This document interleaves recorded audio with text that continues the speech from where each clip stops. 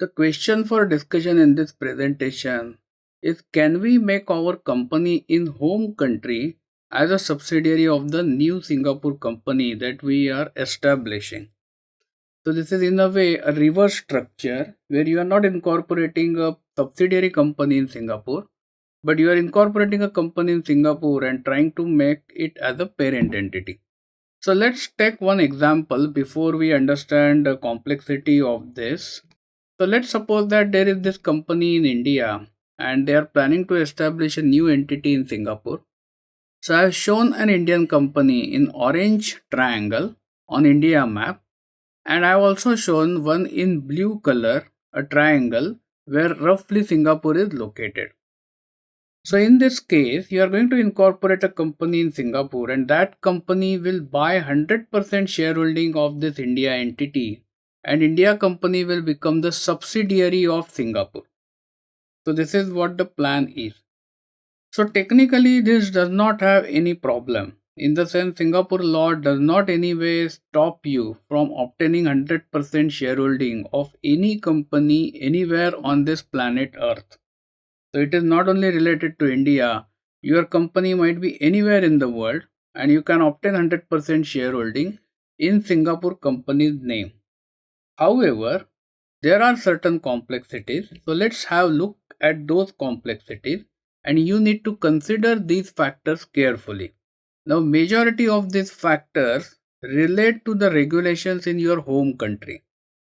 Singapore company is going to buy the shares, so there are no restrictions on this side.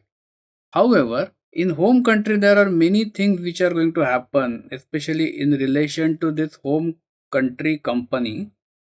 So the first question you need to understand is whether the home country regulations allow 100% foreign ownership. Because you are going to transfer the shareholding to Singapore entity, this should be allowed because now the shareholding is going to be held by a foreign enterprise. Now I definitely know in India, many sectors do not allow 100% foreign shareholding. Only in specific sectors which are open for this are allowed to do so. So you need to check with your tax or accounting advisor in your home country. The next question is, if it allows 100% shareholding, you are going to transfer the existing shares in that company to the Singapore company. So if you are the owner, you are going to transfer that 100% shareholding in Singapore entity's name. And when you do so, you are going to get exposed to capital gain tax in your home country, and also there can be stamp duty cost. So you need to calculate this and also work on the valuation of those shares and check what the impact of that capital gain taxes be.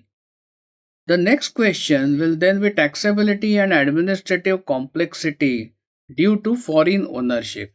Now what happens in majority of the cases when the company is owned by another company which is in another jurisdiction, I mean which is a foreign entity, the administrative complexity of the company in home country will go up. In the sense, when you go for your tax audit or when you go for your corporate filing, there will be many more questions that you will have to answer, and you will have to provide lot of data that normally is not asked when the company is owned by a local person. So you should be prepared for this. And the next thing will be administrative hassles of changing the ownership of the company. So presuming that 100% foreign ownership is allowed, you are not too much worried about capital gain tax impact and you decide to change. Are there any specific approvals that you need to obtain?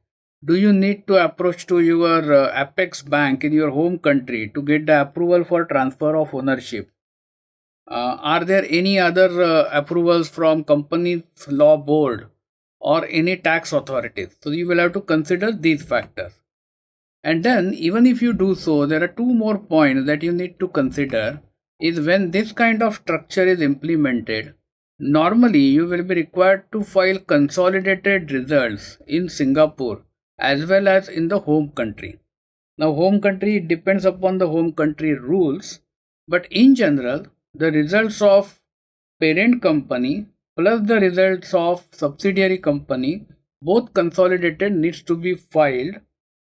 So this is going to add some more disclosures and complexity of your operation. So, in summary, what I will say is that technically it is possible that you can make your home country company as a subsidiary of New Singapore entity. But unless somebody has specifically advised you to do so, unless a tax consultant or your professional advisor has advised you to do so, I will suggest not to explore this route. There are complexities, and the disclosure requirements and the hassle of changing all this is significantly high. Thank you for watching this video. This video was brought to you by Epica Consulting Singapore. Subscribe to our channel today to get notified when new videos are posted.